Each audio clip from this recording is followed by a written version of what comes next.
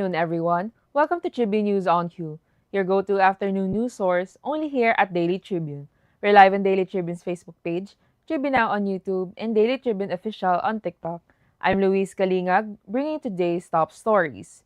President Ferdinand Marcos Jr. has boarded PRO 001 en route to Bengaluru, India, known as the country's Silicon Valley. The plane took off at 8:50 a.m. local time or 11:20 a.m. Manila time. His visit aims to strengthen tech and economic ties between the Philippines and India. Estimated travel time, 2 hours and 30 minutes. Now let's move on to today's headlines. Senator Bam Aquino emphasized the need for the Senate to assert its independence following the Supreme Court's ruling that declared the impeachment complaint against Vice President Sara Duterte unconstitutional.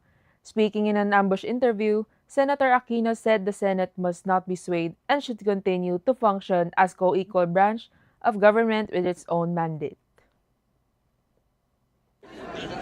Quick reaction lang po, yung nangyari kagabi. Ano pong nararamdaman niyo for that?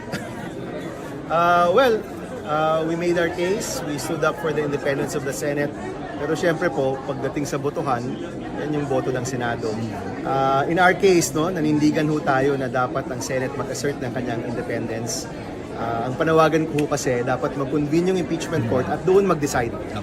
Pagdating po sa mga susunod na bagay, hindi ho dapat yung Senate proper, but dapat yung impeachment court. Of course, kahapon, iba-iba rin yung pahiwatig ng mga senador at maganda po na sa 6 na oras ng pagdedebate, nailabas rin lahat ng mga iba't ibang posisyon. Sir, are you filing a motion para to revive or kasi sabi nila natural death na daw po pag na-archive? Ang understanding ko is in the archives, if the Supreme Court changes its decision, a majority vote can still bring it out again. Okay. So that's my understanding. Thank you, sir.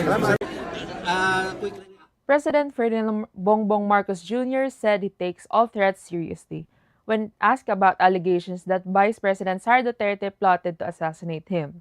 In an interview with India's First Post, Marcos said, "I'm not in a position to say what's that about, but you have to be careful." The issue stems from Duterte's controversial remarks during a 2023 press conference which led to sedition and grave threat complaints. One article in her impeachment case accuses her of conspiracy to assassinate Marcos and other top officials. Tragedy struck in Lebak, Sultan Kudarat after a mini dump truck carrying around 30 passengers fell off a cliff along Highway 70 in Barangay Cristian Nuevo around 5 p.m. Thursday. Authorities confirmed 8 people dead and 15 others injured, including several minors. The truck was returning from a community event when it lost control and plunged into a ravine. Emergency responders quickly arrived to rescue survivors and transport the injured to nearby hospitals. The Bureau of Internal Revenue has filed 23 tax evasion complaints before the Department of Justice targeting 23 corporations, 56 corporate officers, and 17 CPAs involved in using ghost receipts. The scheme led to a total tax deficiency of 1.41 billion peso. BIR Commissioner Romeo Lumagi Jr. declined to name the individuals but said they belong to industries like construction, manufacturing, food, and entertainment. DOJ Secretary Jesse Andres said the complaints are under evaluation. For our international news, former Brazilian President Jair Bolsonaro has appealed the house arrest order issued against him earlier this week. The order, handed down by Supreme Court Justice Alexandre de Moraes, cited Bolsonaro's alleged defiance of restraining orders and efforts to involve U.S. President Donald Trump in his legal battle. Bolsonaro's lawyers insist he did not violate any conditions and are now requesting the full Supreme Court to review and vote on the decision. Former U.S. President Donald Trump revealed there's a strong chance he will meet soon with Russian President Vladimir Putin. Speaking to the reporters, Trump said there's a good chance that there will be a meeting very soon, following confirmation from the White House that he's open to talks. The potential meeting would center on Moscow's ongoing invasion of Ukraine, a conflict that continues to strain Russia's relations with the West. Well, there's a very good prospect that they will. But we had some very good talks with President Putin today, and there's a very good chance that we could be ending the ending the round, ending the end of that road. That road was long and continues to be long, but there's a good chance that there will be a meeting very soon. The Philippine economy grew by 5.5% in the second quarter of 2025, slightly faster than the 5.4% growth in the first quarter, the PSA reported Thursday. The expansion was driven by gains in services, agriculture, and industry. However, the figure is still below the 6.5% growth posted in the same period last year. National statistician Claire Dennis Mapa announced the data during a press briefing held in Quezon City.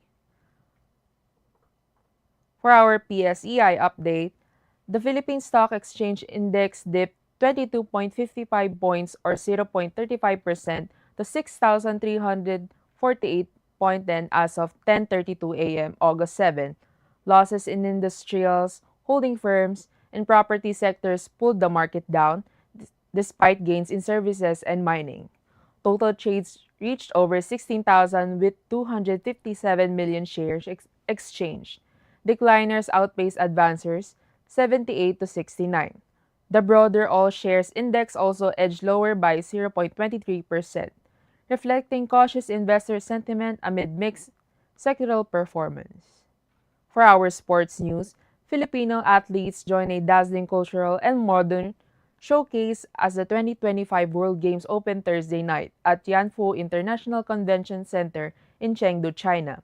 Wushu star Agatha Wong and cable wakeboarder Ralph Trinidad lead the Philippine delegation in a lakeside ceremony filled with fireworks, motorboat, torch passing, and Sichuan-style performances. Chef de mission Stephen Arapok joins the team as excitement builds for the country's campaign backed by the Philippine Olympic Committee and PSC. For our entertainment news, Lola Amor is dropping its second album, Love on Loop, on August 15. And to celebrate, the band is staging a concert on September 12 at Space at 1 Ayala, Makati. Fans can expect live performances of new tracks, hits, and exciting collabs with artists like the Ridleys, Kaya, and the Itchy Worms. The album explores love many stages and features production by Hyuk Shin and Curly. Regular tickets are now available via Helix Pay. For our trivia, Katribu, did you know on August 2, 1990, Iraq invaded Kuwait, sparking the Gulf War. The swift attack shocked the world and drew international condemnation, leading to a US-led coalition response. This pivotal moment reshaped Middle East geopolitics and remains a defining event in modern global military and diplomatic history. For our viral video, Soft Love Alert, a viral video with over 26.8 million views and 4.4 million likes, shows fur babies meeting their favorite Disney characters at the happiest place on earth. From dogs carrying plushies to those dressed as their cartoon idols, the wholesome compilation captures the emotional joy of pets living their dream. The sweet reactions such as wagging tails, cuddles, and pure delight are winning hearts across social media, reminding us all of love in its purest form.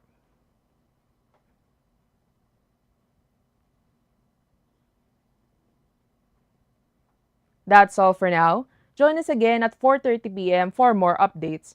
I'm Louise Kalingag, and this has been Tribune News on Q.